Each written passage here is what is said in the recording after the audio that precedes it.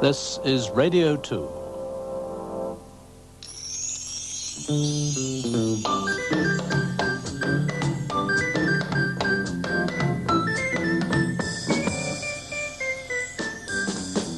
Ladies and gentlemen, do you think you're too clever to be caught by a con man?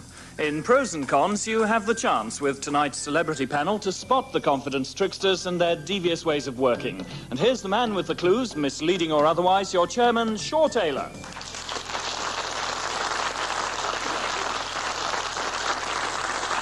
Well, hello to you once again.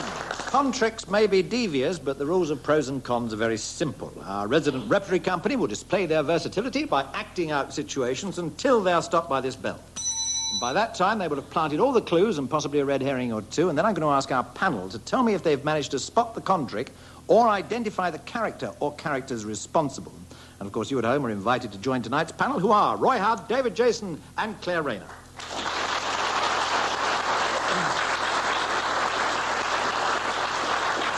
David Jason, a man of open visage. Oh, honest-looking fellow. The nicest things. Has anybody ever tried to con you? Funnily enough, yes. I was working in Newcastle doing pantomime. And between the shows, a guy came round and he said, could I speak to Mr. Jason? So I went out to the stage door and I met this guy. I won't use his real name, obviously. And he said, hello, my name is Harry Dickens. You remember me, Mr. Jason? I said, no, Harry. I said, I work in a hotel that you've just moved from. So I said, oh, really? He said, I wonder if I could see you alone.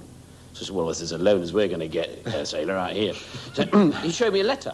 And the short answer of it was, he said, unless you pay the £25 fine that you owe us, you will be in prison over Christmas. He said, you couldn't see your way to lend me the 25 because I want to, I don't want to go in prison over Christmas with the wife and the family. I just wondered if you could sort of help me out a bit here. And I went, I don't know, look, I've just got to go on. I said, I'll tell you what, Harry, you did say your name was Harry. Look, could you come round on Monday and I'll see, this was on the Thursday. Anyway, he arrived on the Monday and I'd worked out what to say. So he arrived, he said, I wonder, Mr. Jason, have you got the 20, I'll pay you back in 2 weeks. On my mother's life, 2 weeks.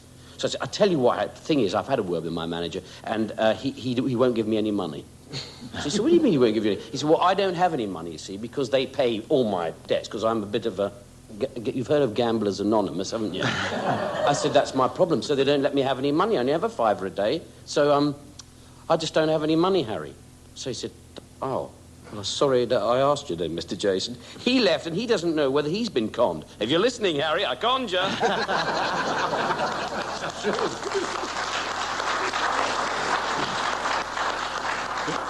Claire Rayner, I can't believe that writing a column as you do for The Sun that you are easily conned. Or is that just simply a facade? You seem such an organised lady. Are you easily conned? Not easily, but I was once beautifully, elegantly conned, and it happened in public. I had a letter from a lady, I remember the name so vividly because it was such an unusual one. She signed the letter Thelma Dane, and her problem was a very sad one. She had been a widow. She wrote because, in fact, she was terribly worried about her son. And he was being absolutely horrible. She knew he'd been upset when his dad had died, but, they'd managed, it would be all right. And she'd remarried, and it wasn't as though, that, like she brought a totally strange man into the family. I mean, in fact, she'd married, it was her brother-in-law. They'd always been on very close terms. And it was all very sad, and she didn't know what to do about her son. So I took it very seriously. I remember I referred her to the Marriage Guidance Council. Now, what I hadn't noticed was that Thelma is an anagram. Hamlet. This was the Gertrude story. Do you know who sent me the letter? Mr. Michael Parkinson. He was setting me up. He was setting me up for a television programme. I didn't know. I was on holiday in Spain, and I got this message, come and be on the Parky show, and I thought, well, I'm so tickled that the BBC were going to spend more to get me there and bring me back than they were going to pay me. I couldn't resist it, so off I go, and I march onto this, and then he tells him what he's done. He was not best pleased. Roy? A supposedly true story about the vicar. You see, the vicar who tried to con his congregation. You see, he'd actually had his bicycle pinched, this vicar, you see. So he says to the verger, he said, now look, he said, when I do my sermon tonight, he said, in the middle of my sermon, he said, I'm going to go right through the 10 Commandments. He said, and when I get to thou shalt not steal, he said, I'm going to stop. And I want you to look all around the congregation and see who looks guilty, right? Okay, so that night did his sermon, went straight through the 10 Commandments without stopping. Afterwards, the verger said to him, he said, I thought you were going to stop when you got to thou shalt not steal. He said, I was. He said, well, when I got to thou shalt not commit adultery, I remember where I'd left my bike.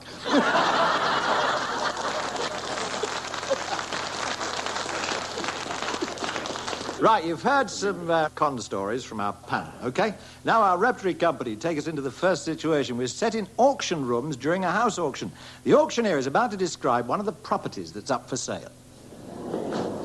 We now come to lot 14 in your catalogue, which, as you can see from the picture, is a most beautiful Tudor-style house in Woking's exclusive stockbroker belt. Though the outside has an old-world charm, the interior is very modern.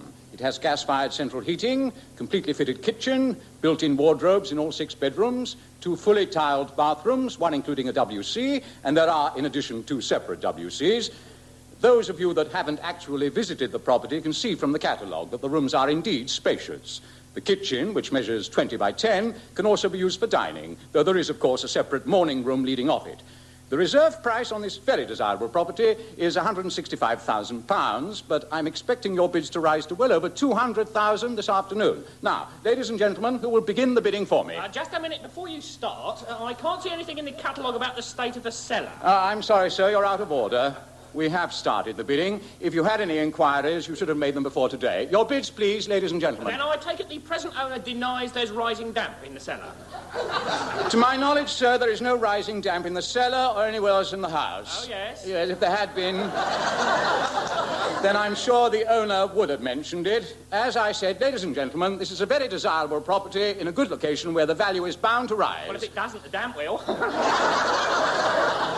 Who'll bid £175,000? Well, not me, that's for sure. I've been there and seen that cellar. Costs a small fortune to cure rising damp these days. Look, sir, let me say once and for all, this house does not have rising damp. So you keep saying, but can you prove it? Yes, if I must. We have the present owner, Mrs. Metcalfe, here with us. Mrs. Metcalfe, would you like to assure this gentleman, and anyone else here for that matter, that your house is quite sound? By all means. When we first thought of selling the place 6 months ago, my late husband had it thoroughly surveyed and absolutely no damp was found. The house and grounds were passed as being in excellent condition. Thank you, Mrs. Metcalfe. Now, sir, if you're satisfied, perhaps I may proceed. Well, I'm satisfied it was all right 6 months ago, but that was before the very wet winter we just had.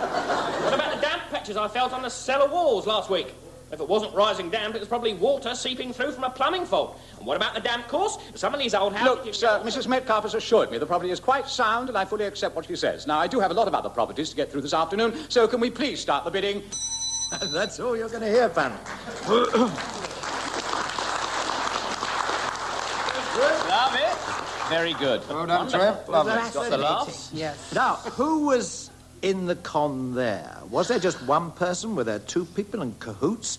If so, which 2? Roy Hudd, let's start with you this time. Well, it's got to be them 2, and the 2 who are flogging the house, because, I mean, you know, he's so nice, isn't he, that heckler? He's such a lovely geezer, isn't he? He's the sort of guy... Yeah, I liked him, you know, all that. I like that voice, you know, it's a good one. Can't we? So you No, reckon no, that no, no, no. You think that Mrs. Metcalfe and the it's- auctioneer are pulling a bit of Yeah, a fast one? yeah, but then you see, I mean, he's so crafty, that Brad Ashton who writes the show, it could easily be... The lovely fellow who spoke like that. Well, actually, that's Go what on, I think. Claire. I think the con is the auctioneer and the lovely fella at the back.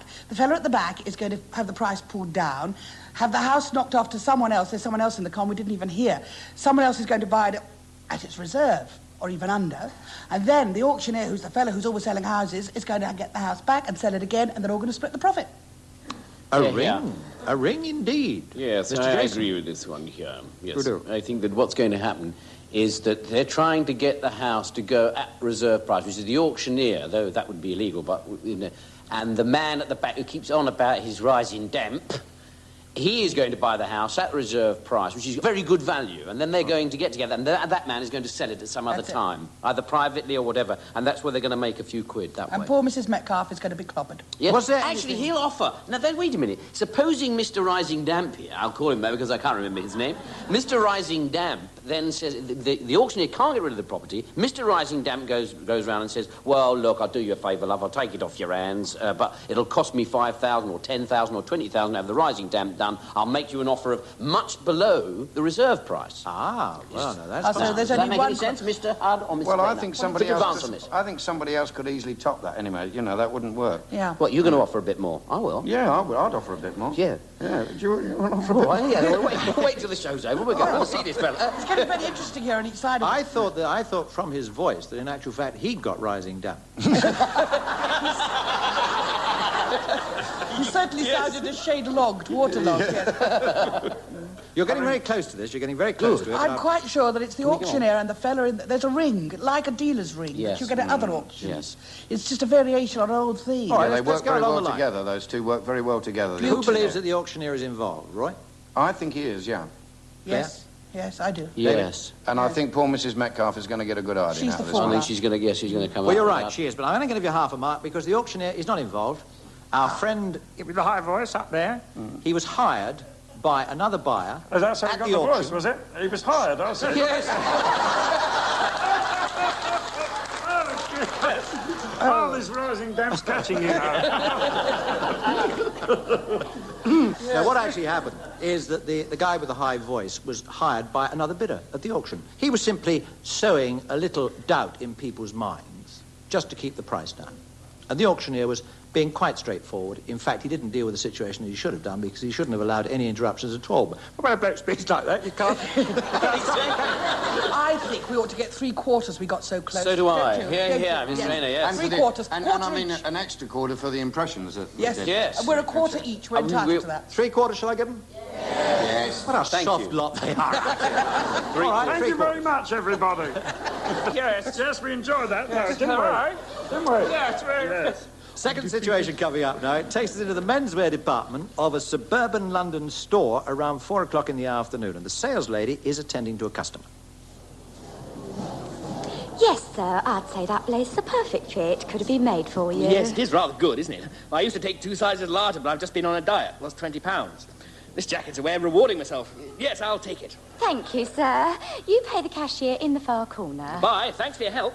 Now, which of you two gentlemen is next? I am. Already I have been waiting for 5 minutes. Sorry about that, sir. The other girl's on her tea break. Now, what can I do for you? Just a moment, please. I was here before this man. I was just filling in time by looking at the trousers on the rack over there. That's your fault. You should have waited here like I did. Fraulein, I want to be served quickly. I have to meet my wife downstairs in the jewelry department in 5 minutes. Let her wait. I have an appointment too, and mine is business, so I cannot afford to hang around. Mademoiselle, I've already picked out the jacket I want. Oh, in that case, sir, if the other gentleman doesn't mind, I'll serve you first. Which jacket is it? I want one like this grey check one, but I do not know my English size. Could you please measure me? Yes, sir. I'll just get my tape measure from the counter. Won't be a moment. Now, where have I put the thing? Pardon me, miss. I'm looking for a pinstripe suit and a heavy worsted. Do you have my size? I'm a 50 chest. I think we have, sir. But I'm serving someone else at the moment, and there's another gentleman waiting after him. I'll get you as quickly as I can. Okay, I'll just browse around till you're ready. Just my luck, quiet all day. Then the moment I'm on my own, we get a rush on. Right, now to measure monsieur. Here we are, sir. Now, let's see what size you are. I'd say a 40. Ah, 39. Well, a 38 would probably be a bit tight, so I'd definitely suggest this 40. Here, try this one on and see how you like it. Merci. Yes, it feels quite comfortable. And it's very smart, too. It's the latest fashion. They've just come in. Maybe just a little bit too big. You mind if I try on one size smaller just so I can compare them? No, by all means, sir. After all, you'd have a long way to come back if you're not satisfied. Fraulein, I'm still here waiting. Just a moment, sir. I've only got one pair of hands. Perhaps you'd better see to him. I'll take whichever of these two I like best. Thank you, sir. Call me if you need me. Now, sir, I'm here to help you. It's about time. I have less than 3 minutes. I want to buy a raincoat for my son. I don't know his exact size, but he's just a little bit fatter than me, and he's 2 meters tall. 2 meters? What's that in feet and inches? Ah, you British. You have joined Europe, but you still cling to your old ideas. Feet and inches, pounds and stones, driving on the left. You should know that 2 meters is what you still call about 6 feet 6. Yes, sir. Then what you'd want is a size 42 long. I'm not sure we have one in stock. After keeping me waiting all this time, you don't think you have what I want. I'll look through the rail, sir, but I don't remember seeing one. 30... 8, 40, 44... Pardon, please. I'm not sure which to take now. Do you think this 38 really looks tight on me? I mean, compared with the 40. I'll show you the 40 again. I'm sure the 40 would be best for you, sir. It's me you are supposed to be serving now. Thanks to him, I'm late already. Well, I just want her to look for a moment. I'll turn around it. Is it too loose at the back? No, it's perfect, sir. Just right for you. Then I take it. You are most kind. Au revoir. I'll put the other one back on my way up. No, sir. Definitely no 40 too long, but I can order one for you. It will take about a week. The way you work, it would take more like a year. Anyway, I'm back to München on Sunday, so forget it. I wish you good day. Well, good day to you, mate. Bloody foreigners. They all want your attention at once. Now, where's that American? Oh, he's gone too. Another impatient one who couldn't wait. The voices of the war. Yes, sir. I think this is a sort of walnut three-shell trick. Yeah. I think there are these three fellas leaping around. Who's got the jacket? Who hasn't got the jacket? Who's got the garment? I think Monsieur le Frenchman. I think he walked out with an extra jacket. There was so much going on with the others that he just pinched one as well as the one he was supposed to pay for. Do you think all three were in cahoots? I think that's... Possibly, yeah, but I mean, if they weren't, one of them was certainly taking advantage of a very unusual suburb with all these foreign visitors. But he was... And then maybe they were in cahoots. Certainly two of them were. I think the Frenchman and the German might have been. Yeah, I think he'd put that big jacket on over the little one and gone out with that. Who put the big jacket on the little one? The Monsieur Frenchman French. at the end there. Frenchman. Yes, Ah, the two fellas, the Frenchman and the German, were definitely in some sort of cahoots. The thing was to confuse the sales girl to such a point where she was not quite sure what was going on, so that during the ensuing sort of con, he walked out with the small jacket underneath the big one, because the other fella, who was the German guy, said, oh, look, I can't be bothered anyway. I'm going to leave because I'm annoyed with you. I said that those two were in the con. The American... I don't know, I like the Americans awful lot, and I don't think the Americans know the con. But do you think... I mean, Roy, do you think that they would do come- this just to steal one jacket? No, probably stealing a lot more if we He's didn't probably, know. he's probably got underneath that 40, he's probably got a 28, a 30, a 32. And 347 pairs of trousers. And a kilt over the top of them. Yes. May I say you're getting warm? Yes, Oh, what, the guilty? Well, you so would you if you wore that lot. Do you think that while the common market was cleaning up, the Frenchman and the German, that the American made the most of his opportunities and just cleared the rails and walked out? I mean, anything could be going on at the same time. Now we're getting... So it was the three of them. And what was the size of that American, do you remember?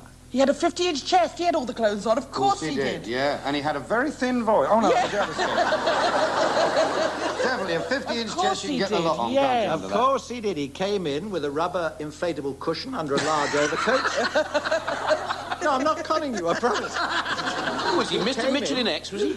And then, while all the fuss was going on, it was a question of off goes the rubber cushion. And on goes I the never top. heard that. Now, if I'd had heard I would have thought Yeah, either give away. his tyre has gone down, I shouldn't have had that for lunch. So, panel, I'm going to say, yes, you got that one. Claire, you led them through beautifully. The two boys on either side of you got there just on the dot, so you now have 1 3/4 marks.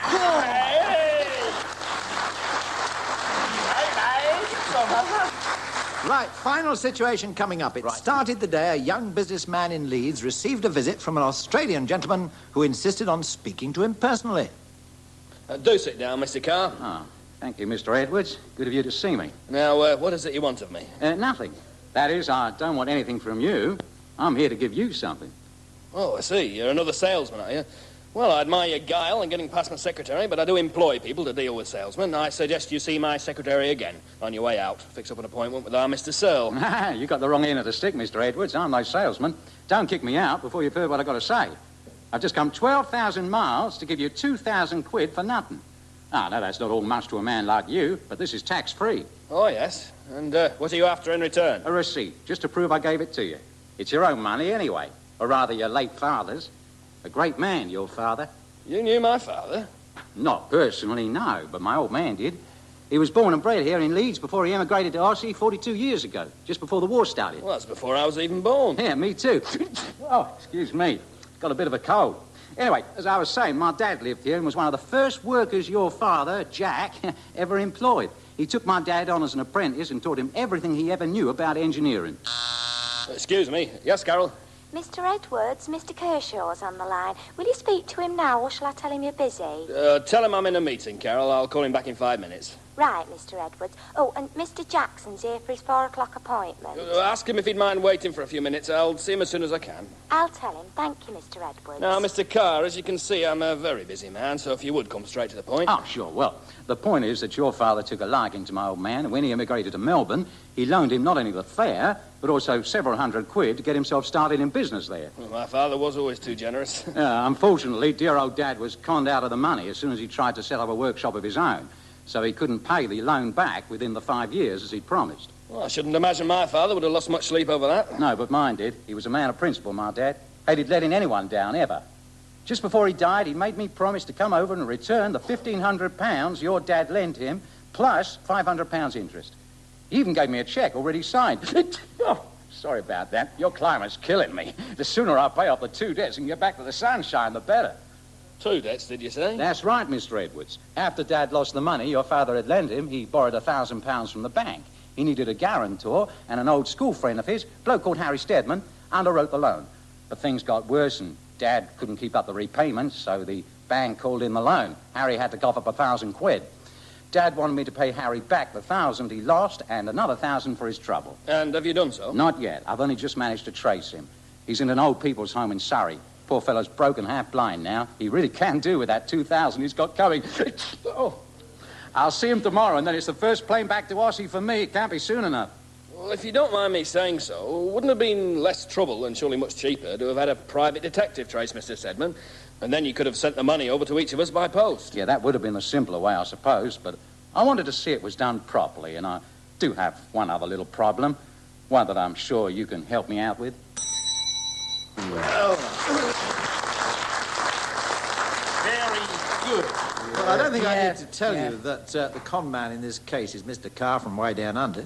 Yeah. He's obviously pulling some sort of con, but what on earth is the con? He's come over here to give back 2 guys a couple of £1,000 Here's quid the each. touch. Just a cheer. I tell you what, What? I think he's bought it in Australian money, and the banks are closed, and he's going to say to Mr. Edwards, now, I got this here, Mr. Stedman's money. Trouble is, I can't wait to go to the bank to change it from Australian to English.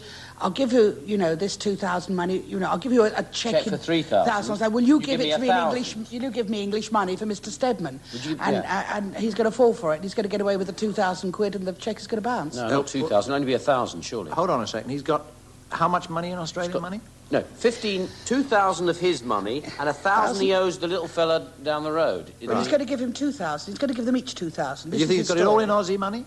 No. And I think he's got it all in nothing. Got it in a cheque. Yeah. He's got it in a cheque. It's on Friday an afternoon. Australian bank. Australian bank, probably. Yeah. And we know Upside it's- down bank. We That's know why the you can't banks get in. You have it down in your head to get That's in. right. We know the banks are about to close because the secretary phoned and said you've got this appointment at 4 o'clock. Therefore, Good thinking, the Mr. Jamie, That's it. the What Jamie. about you? What about Superintendent Hudd on the end there? Well, He's like fallen the thing is, off. I think he should dial 666 and get 3 Australian quid.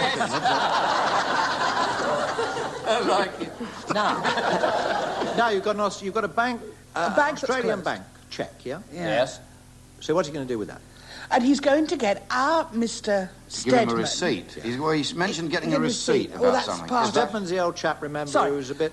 Our businessman. Yeah. He's going to get our businessman to give him the real hard English money in exchange for this cheque, which he can't cash at the bank because the bank's closed because it's nearly 4 o'clock. He's going to get hard cash from Mr. Edwards so he can go down to poor old blind, helpless Mr. Stedman down in wherever it is. He's going to give him also a cheque for £2,000. His £2,000 So he's got cheque. 2 cheques? Yeah, Two two cheques. cheques. That's right. One for him. But when he cashed Mr. Stedman so that he can go off and give Mr. Stedman his money, and he finishes off with 2,000 in hard English cash, and our poor hero here, Mr. Edwards, have I got it right, finishes off with 2 useless Australian cheques. You go along with that, Mr. Jason. The only thing is that I can't remember how much money poor old little blind, deaf Mr. What's his name? 2 grand. 2 grand. It was 2 grand. Yes. 2 grand. Well then that's it. Mr. Rayner has done it completely right, and I think he's going to get the £2,000 in good old English fashion money, and then Real money. disappear wherever he's going to go to disappear to. That's how the con works. 2 cheques. All right, well, you're possibly almost there. I'm not going to say whether you are or not. Good. What I'm going to say is we'll continue the scene and see how close you were or whether you were right on target. So let's go back to Mr. Edwards' office in Leeds. So what is your problem, Mr. Carr? Well, here's Dad's cheque for the 4,000. It's drawn on an Australian bank and made out to me personally. So? Well, it'll take about a week to clear before I could give half to you and half to Harry. The easiest thing to avoid me having to hang around is for me to endorse this cheque to you and you to give me your cheque for 2,000 quid made out to Harry. Then I can get back home where the climate's more civilized. Have you got it? Yes. That's his... He's going to get the cheque made out to himself, of course. Guess what the con man's name is? Harry Stedman. Well, right. He gives a £4,000 dud cheque on an Australian bank. He's given a cheque made out to himself. And off he goes. And off cashes it back to Australia. And who can find him? Well done then, panel. I'm going to give you a full one for that. That gives you 2 3/4. It's nearly full marks.